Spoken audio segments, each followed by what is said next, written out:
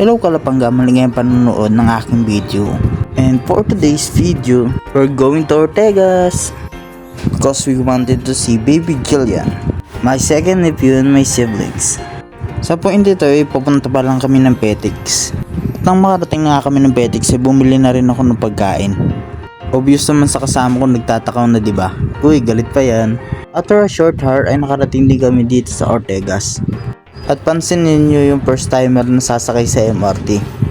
My God, kagwapo ba? Malaharte Bangilista ang pormahan, pero pag binagrade mo yan, wala kang makakapkap dyan. So nangangalati pa lang kami dito sa hagdan at nagre-reklamo na siya kasi ang sakit na daw ng paa niya. Hay nako, kung ako sa iyo, kami naman gamitin mo. Charot. Kaya nga guys, tatago tayo dito sa may likod. Mukha ng ticket booth. Kasi sabi ko daw sasama sa kapatid ko, pero sila mga ko kasi di maalam mag-gaya mag-isa. So let's see. So literal na let's see nga, kasi tatago pa lang ako, nakita agad ako ni kuya. Paano ba naman sa exit siya dumaan? Nagbabayad pa lang ng ticket si kuya, is kinakabahan na yung kapatid kong babae. Bakit?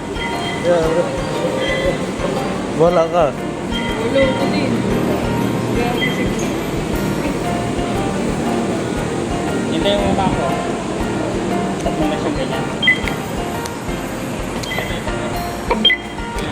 Kung mapapansin nyo Kalapangga, kahit anong ganda niya is banong-bano talaga siya pagdating dito sa atin.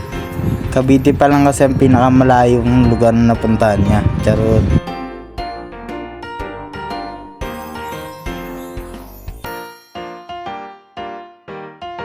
Hala, pangit ang pilay. May Bombay.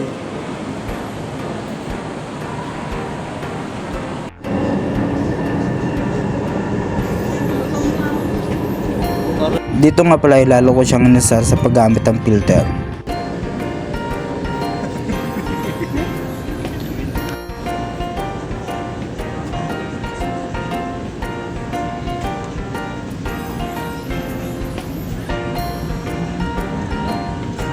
Ba't sa'yo meron ako wala? Nang pa-exit na nga kami, nagtatanong pa rin siya kay kuya kung ano ang gagawin kasi kinakabahan pa rin siya.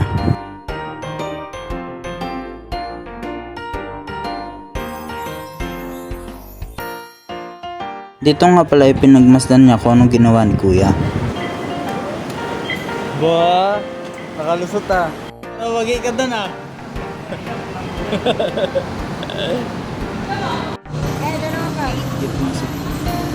At dahil jeep ang next namin sasakyan, ay pinagbilang namin siya ng barya. 13 times 3 lang, mukhang hindi pa masagot ah. Mahina, 16 lang, hindi pa alam. At dito nga pala para masanay siya, ay siya na rin pinag-abot namin ng bayad. Sabi mo, sil ka.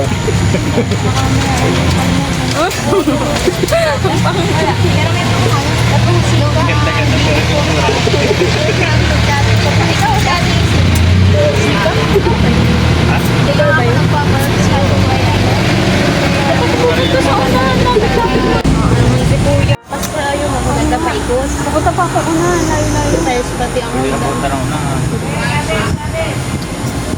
Mamaya sabihin na lang, ay ito may ganun.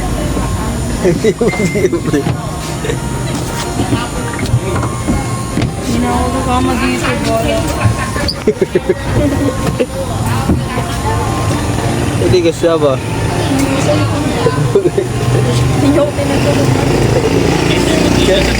Sinasabi nga namin sa'yo ano gagawin mo eh. Walang matuto ka. Mag-aabot na ng bayad. Hanggang ako na lang ang nag-abot na pamasahe kasi nakasimangot na siya. At so ayun na nga, ilang oras lang ang pahinga namin ay gagala na nga kami pamilya. Laging nakaganyan ng uso niya kaya inaasar ko siya. Uy, Julian.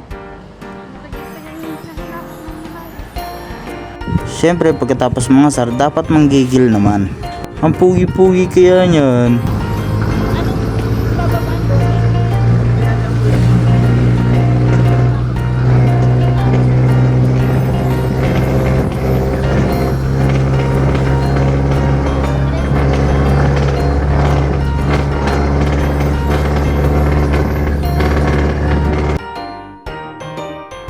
Dahil antok na ang baby Jillian namin, ibinigay ko na siya kay ate.